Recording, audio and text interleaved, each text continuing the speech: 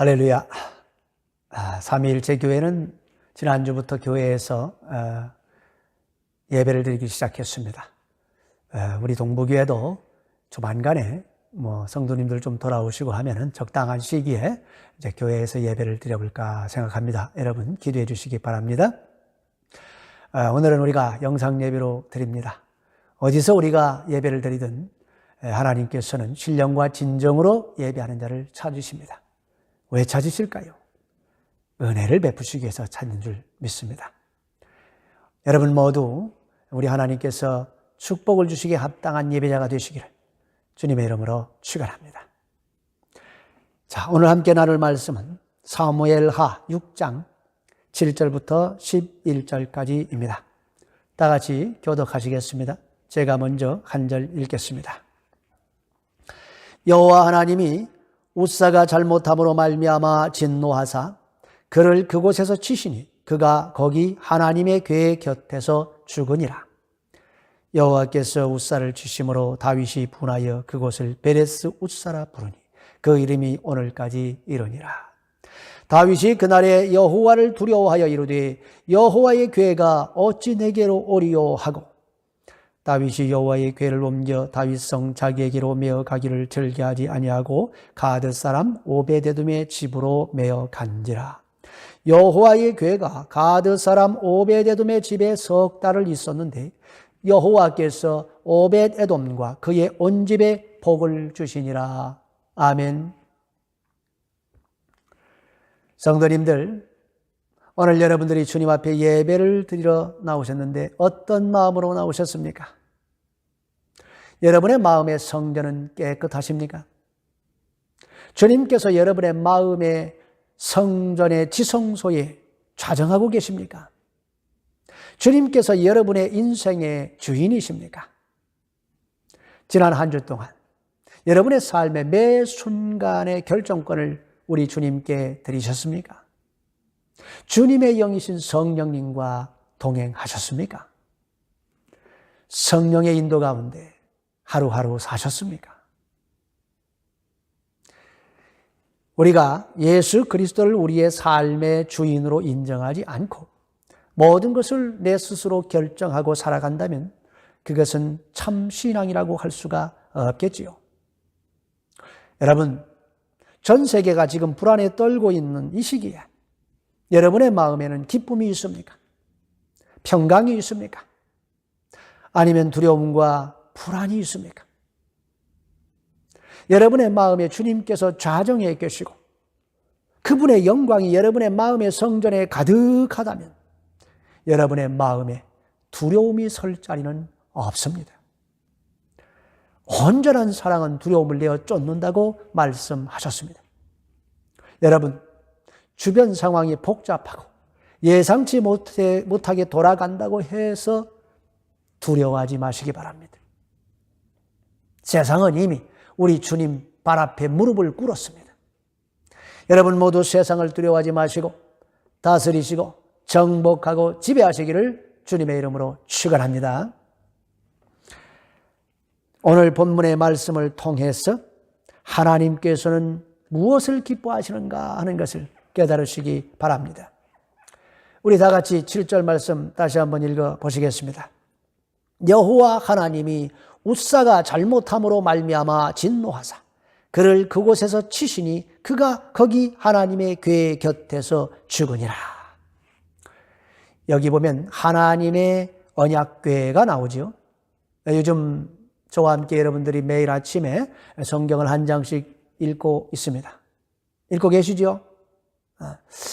우리가 이제 출애굽기를 다 읽었으니까 그때 성막에 대해서 자세히 배웠지요.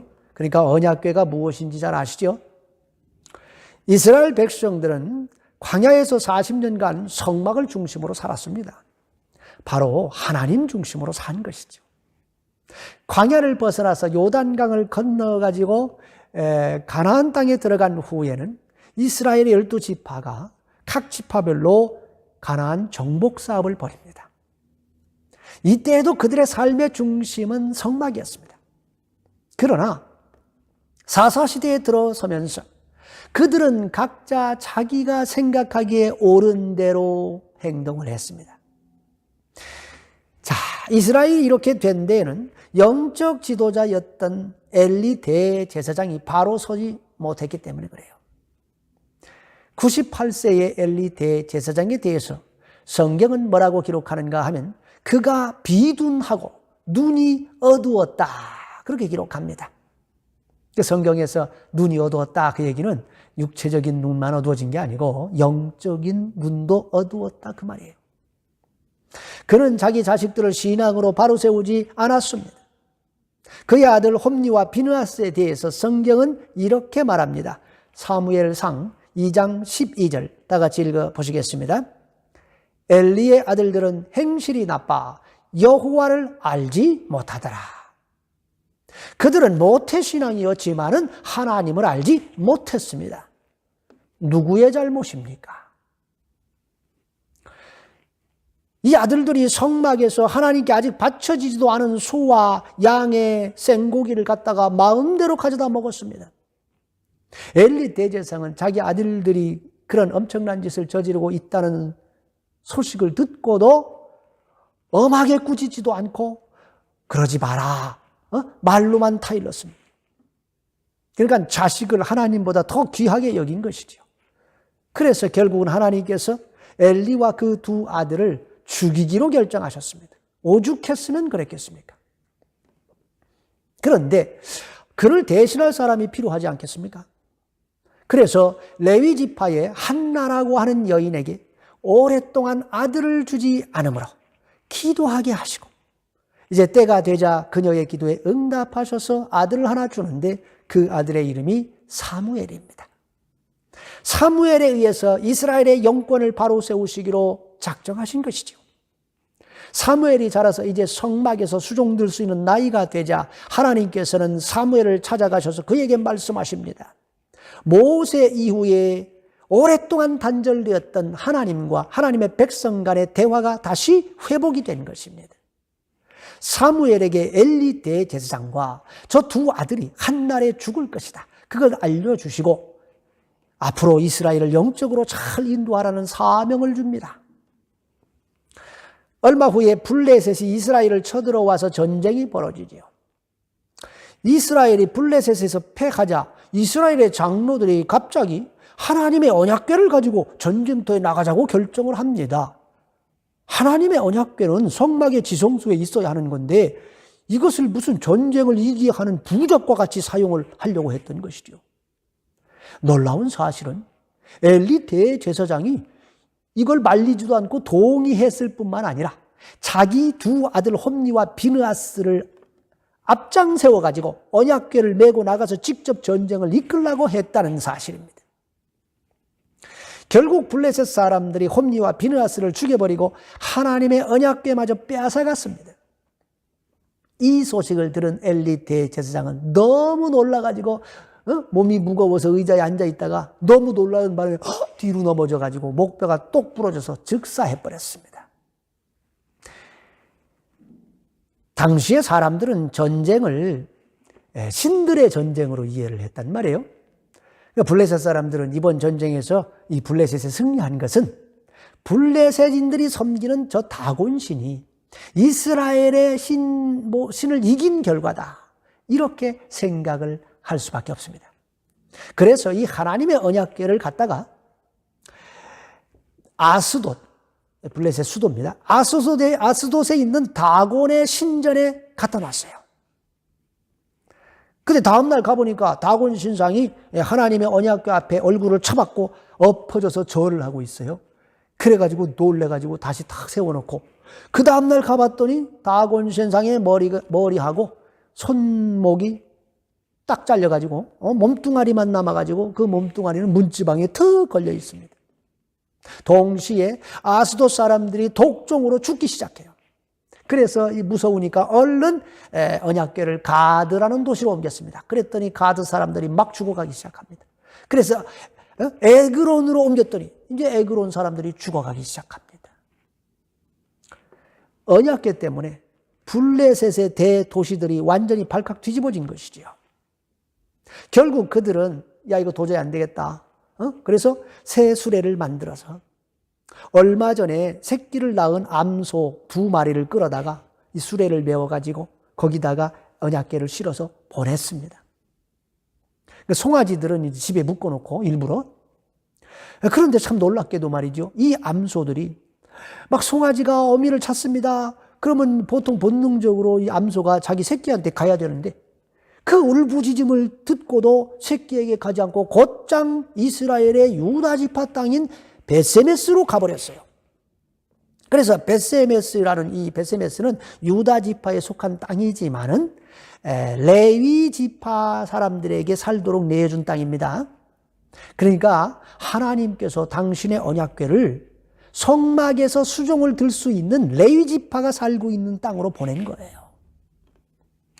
그런데 이 베세메스 사람들이 수레에 실려온 언약궤가 뭔지를 몰라가지고 야, 신기하다 그래서 뚜껑을 확 열어가지고 그 안을 쳐다보는 바람에 그 70명이 죽었습니다. 그래서 이 사람들은 레위인들인데도 불구하고 이 거룩한 하나님의 언약궤가 도대체 뭔지도 모르고 그것을 손대면 죽는다는 사실도 몰랐다는 거지요.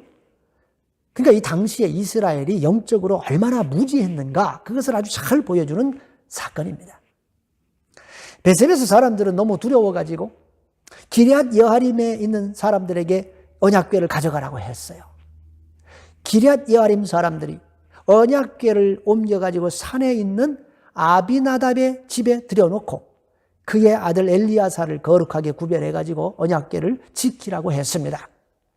이 언약궤는 이 산속 언덕에 있는 아비나답의 집에 20년이나 머물게 됩니다. 이스라엘 백성들은 하나님의 언약궤를 블레셋에 빼앗겼던 이유가 왕이 없었기 때문이라고 생각을 했습니다.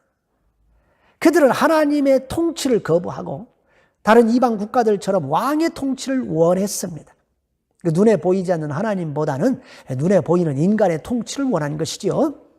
하나님께서는 그들이 왕을 세워주기만 한다면 우리가 더 잘 하나님을 섬기겠다 그러니까 그 왕을 세워주었습니다.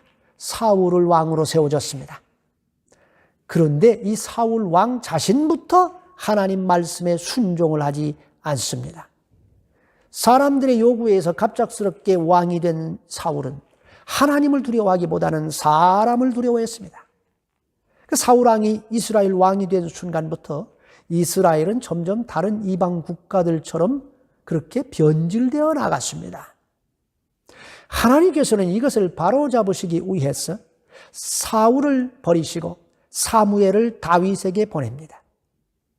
사람이 아니라 하나님을 두려워하고 하나님의 뜻대로 나라를 이끌어갈 다윗을 불러서 왕으로 기름을 부으라 명하시죠. 사울은 자기 권력을 지키기 위해서 이제 갑자기 등장한 정적인 다윗을 죽이려고 합니다. 그 다윗은 사울을 피해서 10년 동안 피신 생활을 해야 했습니다. 다윗은 정말 피눈물 나는 10년의 세월을 보냈습니다. 하지만 그런 힘들고 어려운 삶의 순간마다 하나님을 붙들었습니다.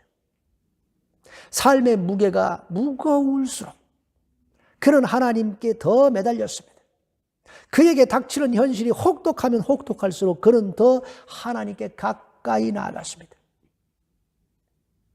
그는 언제 죽을지를 모르기 때문에 매 순간마다 하나님 어떻게 해야 됩니까? 어떻게 해야 됩니까? 물어나가지 않을 수가 없었습니다.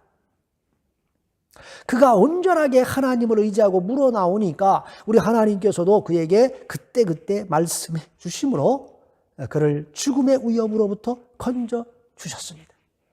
그러니까 10년이라는 세월 동안에 다윗은 하나님의 음성 듣고 그것에 순종하는 훈련을 했다 그 말이에요. 연단이 끝나자 하나님께서는 다윗을 죽이려고 온 사방을 쫓아다니는 사울 왕이 전쟁에 참여하게 하셔서 그의 아들 요나단과 함께 한나라에 죽게 역사하셨습니다.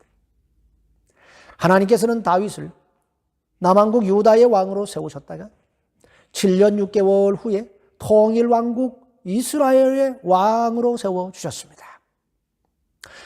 자, 다윗은 드디어 온 이스라엘의 왕이 되었습니다.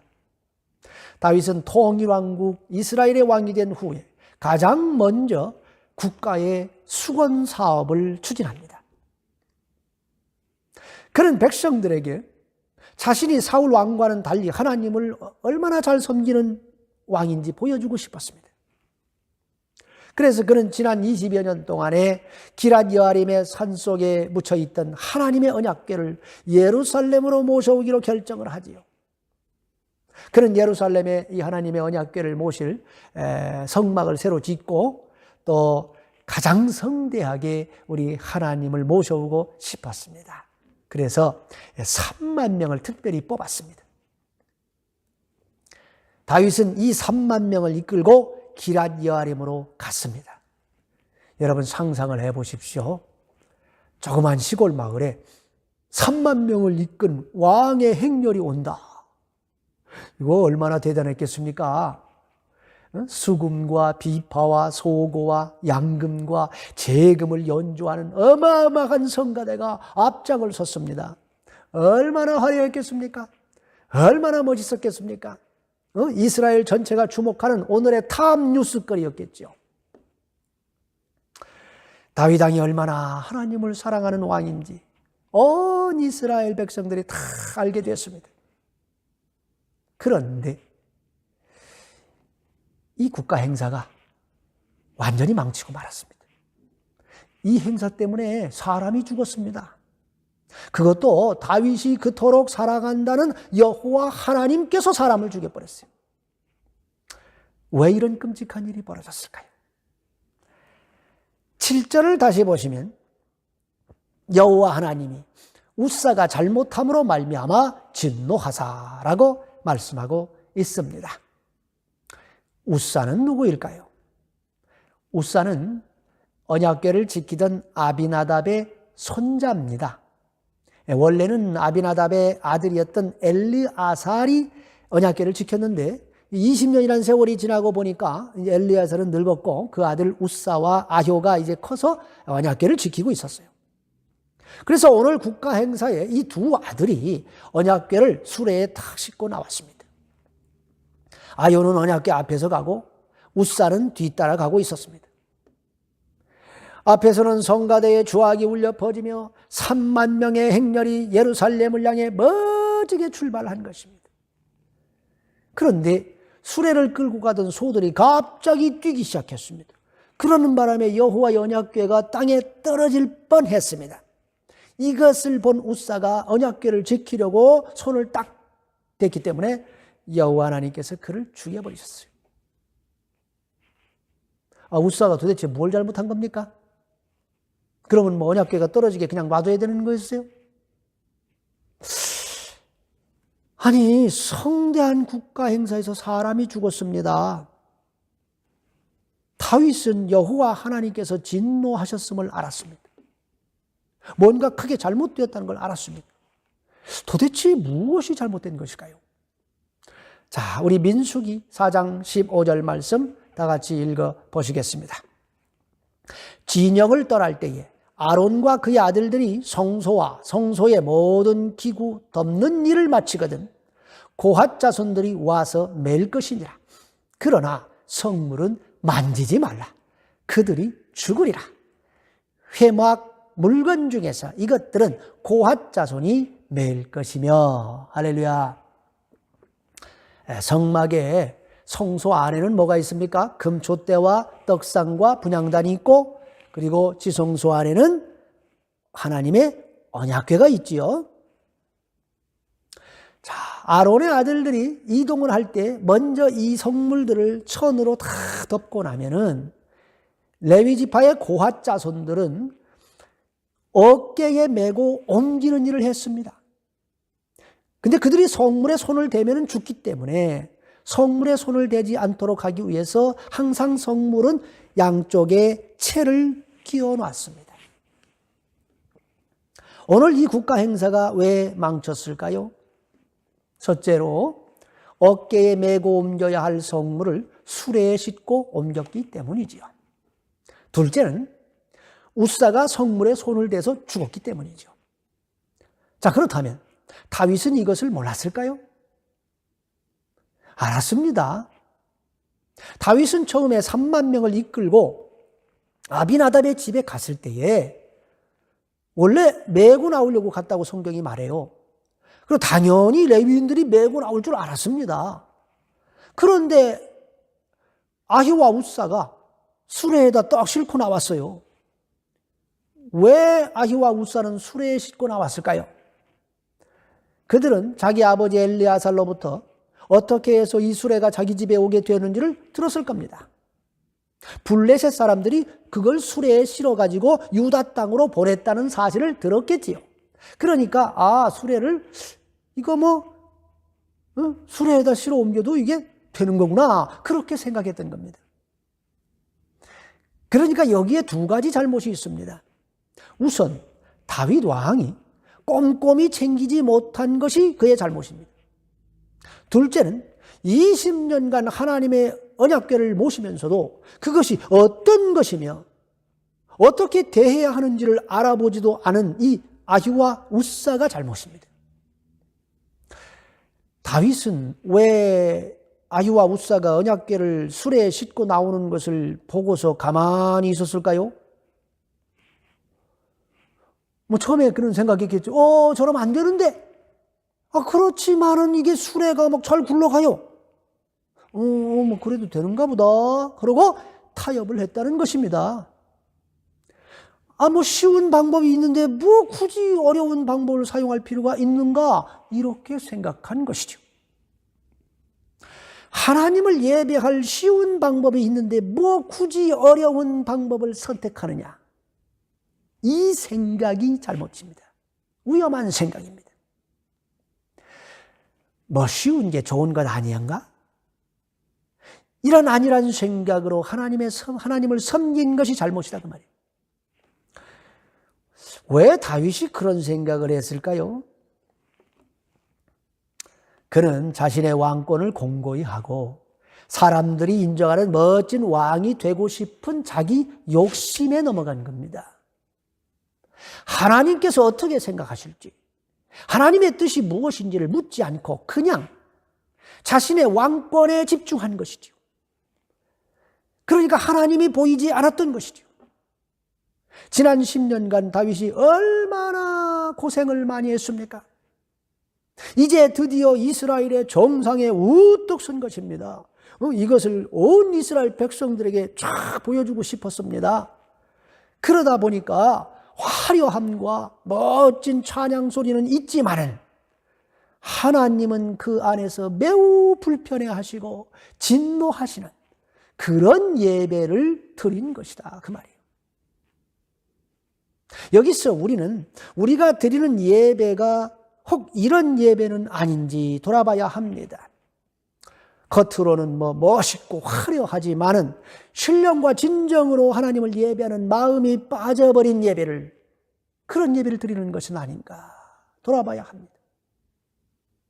기도, 찬양, 말씀, 헌금, 축도라고 하는 이 예배 형식은 다 잘 갖춰져 있는데 정말 하나님께서 원하시는 우리의 온 마음과 정성과 힘을 다한 예배가 아니라면 우리 주님께서 받지 않으십니다.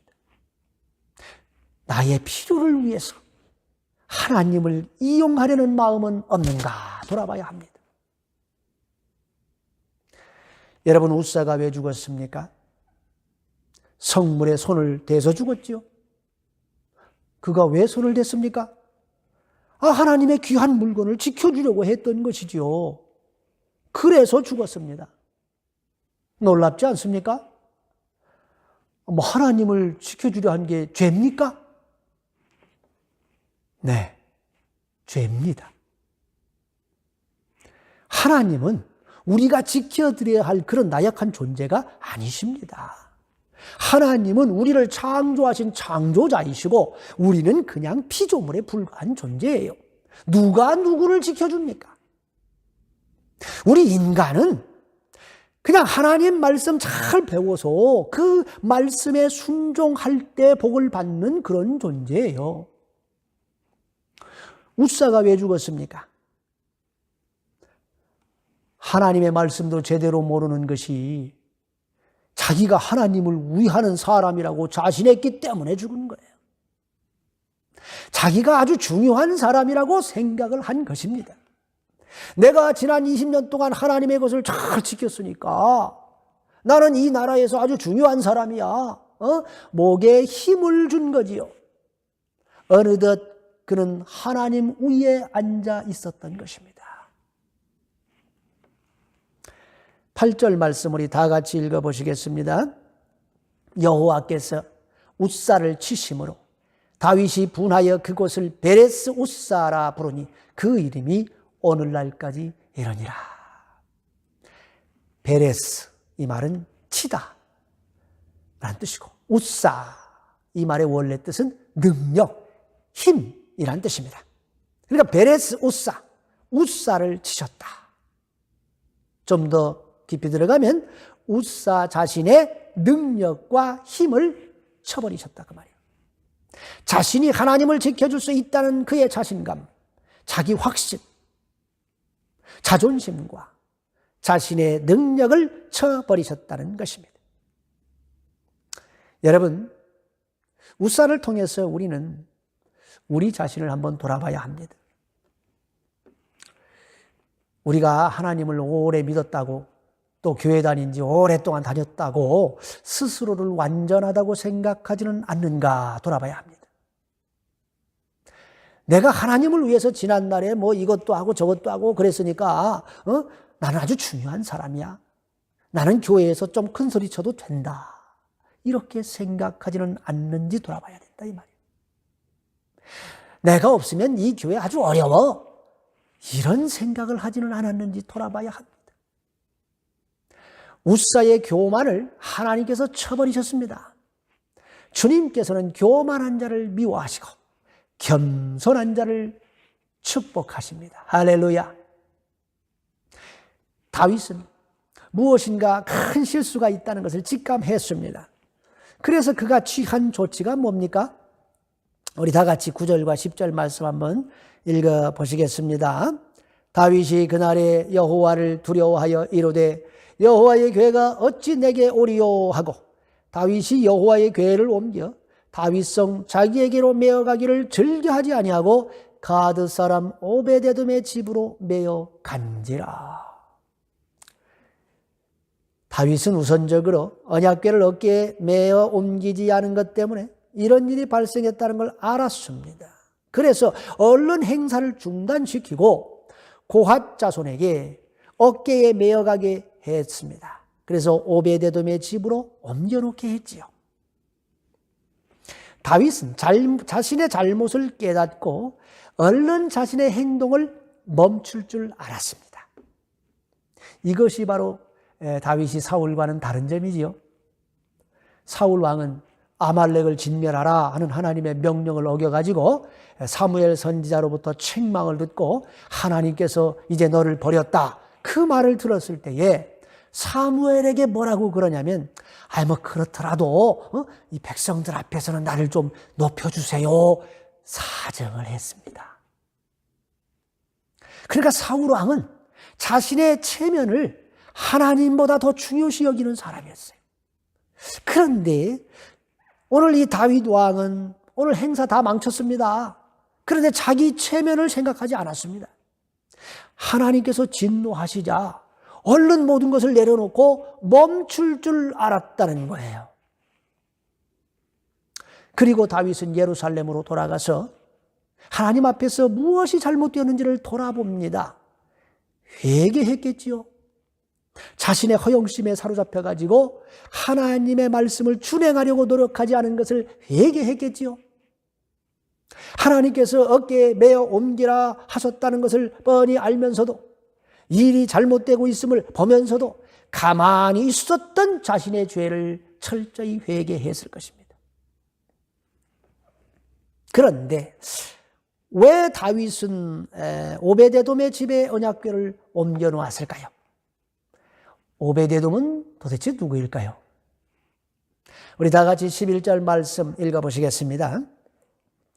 여호와의 궤가 가드 사람 오베데돔의 집에 석 달을 있었는데 여호와께서 오벳에돔과 그의 온 집에 복을 주시니라. 할렐루야. 오벳에돔은 가드 사람이라고 기록하고 있습니다. 하나님의 언약궤를 빼앗아갔던 블레셋 도시 중에 한 도시가 가드였었죠. 그래서 이 오벳에돔을 블레셋 사람이라고 해석하는 분들도 있습니다. 자, 그렇게 해석을 하시는 분들은 이방인인 블레셋 사람도 하나님만 잘 섬기면 얼마든지 축복을 받을 수 있다라고 이제 해석을 하면서 우리 예수님의 족보에도 보면 이방인들이 많이 나온다. 이제 그런 쪽으로 해석을 해 나가지요. 그런데 우리가 좀 더 이제 깊이 살펴보면 이런 해석은 이제 문맥상으로 맞지가 않아요. 왜 그런가 하면 다윗 왕이 이 하나님의 귀한 언약궤를 블레셋 사람 집에다 갖다 놓게 했을 리는 없겠지요. 또 오벳에돔이 만일 블레셋 사람이라면 레위인인 우사도 잘못 따랐다가 죽었는데 그 무시무시한 언약궤를 자기 집에 모시려고 했겠습니까? 절대 동의 안 했겠지요. 뭐 죽을 짓을 왜 하려 하겠어요? 다윗 왕이 하나님의 언약궤를 가까이 할 수 있는 그런 자격이 있는 사람, 그것을 메어서 옮길 수도 있는, 그래도 죽지 않을 사람의 집에다가 갖다 놓게 했지 않았겠느냐 하는 것입니다. 그렇다면 오벳에돔은 레위 지파의 고핫 자손에 속한 자야 합니다. 그런데 왜 여기 가드 사람이라고 했을까요? 자, 여기서 말하는 이 가드는 단 지파와 므낫세 지파의 경계선에 위치한 가드 림몬이라고 하는 땅을 말하는 겁니다. 이 가드 림몬은 단 지파와 므낫세 지파가 레위인들에게 기업으로 내준 땅입니다. 즉 오벳에돔은 가드 림몬에 사는 레위 지파 사람이었다, 그 얘기를 하는 거예요. 자, 이 오벳에돔이 고핫 자손의 후손인 고라의 자손이라고 설명을 하면서 역대상 26장 8절은 이렇게 말씀하고 있습니다. 우리 다 같이 읽어보시겠습니다. 이는 다 오벳에돔의 자손이라. 그들과 그의 아들들과 그의 형제들은 다 능력이 있어 그 직무를 잘하는 자이니 오벳에돔에게서 난 자가 62명이며 할렐루야. 그러니까 오벳에돔에 대해서 우리 하나님께서 뭐라고 말씀하고 있어요? 능력이 있어 그 직무를 잘하는 자라고 말합니다. 그래서 다윗 왕이 오벳에돔의 집에 언약궤를 옮겨놓게 한 것이지요. 자, 그렇게 해서 어떻게 됐습니까? 하나님께서 오벳에돔의 집에 축복을 부어주셨습니다. 역사학자 요세푸스는 이렇게 기록하고 있습니다. 오벳에돔은 전에 매우 가난했고 각박한 상황에서 살았는데 곧 어려운 생활에서 벗어나서 부유한 환경으로 변화되었고 오벳에돔의 가정이 복을 받았다는 사실을 이웃들이 확실히 알 수 있었고 곧 입소문으로 널리 퍼져나가 나중에는 다윗의 귀에까지 전해졌다. 그렇게 기록합니다. 그 성경에서 말이죠. 하나님께서 누구를 축복하셨다. 이렇게 기록할 정도가 되려면은 조금 복 받아가지고는 어림도 없어요. 모든 사람이 다 알 수밖에 없을 정도로 어마어마한 축복을 받았을 때 그렇게 기록하는 겁니다. 우사는 20년간 언약궤를 잘 지켰지만은 죽었습니다. 언약궤 잘 섬겨보려고 자신의 왕국으로 옮기려 했던 다윗 왕의 행사는 망쳐졌습니다. 그러나 하나님 말씀 잘 알아서 겸손한 마음으로 섬긴 이 오벳에돔은 큰 축복을 받았습니다. 다윗 왕은 여호와께서 오벳에돔의 집을 크게 축복하셨다는 소식을 듣고 이제 다시 언약궤를 모셔오기로 결정을 합니다. 그러나 이번에는 3만 명을 이끌고 가지 않았습니다. 그는 자신의 위용을 과시하고 싶은 마음을 버렸습니다. 그는 오직 레위 지파 사람 860명만을 선정해 가지고 보냈습니다. 그리고 모든 백성들을 예루살렘에 다 모아서 언약궤를 맞이할 준비를 했습니다. 마침내 언약궤가 무사히 예루살렘에 도착을 했고 온 이스라엘 백성들은 축제를 벌였습니다. 할렐루야. 해피엔딩, 해피엔딩. 성도 여러분, 하나님께서 기뻐하시는 예배자는 누구일까요? 하나님께서는 우사와 같이 자신의 능력과 힘을 의지하는 교만한 마음을 미워하십니다. 하나님께서는 다윗 왕이 잠시 품었던 바와 같이 남들에게 자신을 보여주고 싶어하는 허황된 마음을 미워하십니다. 하나님께서는 오베데돔과 같이 보이지 않는 곳에서 묵묵히 주님을 사랑하여 겸손한 마음으로 섬기는 자를 기뻐하십니다. 하나님의 말씀을 잘 깨달아서 신령과 진정으로 예배하는 자를 축복해 주십니다. 여러분 모두 주님이 기뻐하시는 참 예배자가 되셔서 하늘의 복을 받아 누리시기를 주님의 이름으로 축원합니다. 자, 우리 다 같이 기도하시겠습니다. 하나님 아버지, 우리가 하나님과 우리 주 예수 그리스도께 경배를 올리고자 이 자리에 모였습니다. 하지만 우리 마음에 아버지 하나님을 경외하는 마음과 사랑하는 마음이 부족함을 깨닫습니다. 용서하여 주시옵소서. 우리 중에 엘리 대제사장의 아들들처럼 모태 신앙임에도 불구하고 하나님을 알지 못하여 멸망당하는 자가 없게 하여 주시옵소서. 우리 중에 신앙생활의 연륜을 의지하여 웃사와 같이 하나님을 우습게 여겨 멸망당하는 자가 없게 하여 주시옵소서. 우리 중에 다윗과 같이 일이 잘 되어가고 성공을 거두었다고 자랑하고 싶은 마음을 품어 하나님의 일을 그르치는 자가 없게 하여 주시옵소서. 우리 모두 오베데돔과 같이 잠잠히 하나님의 말씀 잘 배워서 묵묵히 섬김으로 하늘의 축복을 받아 누리게 하여 주시옵소서. 힘들고 어려운 삶의 현실 속에서도 세상을 두려워하지 않고 믿음으로 승리하게 해 주시옵소서. 우리 주 예수 그리스도의 이름으로 기도합니다. 아멘.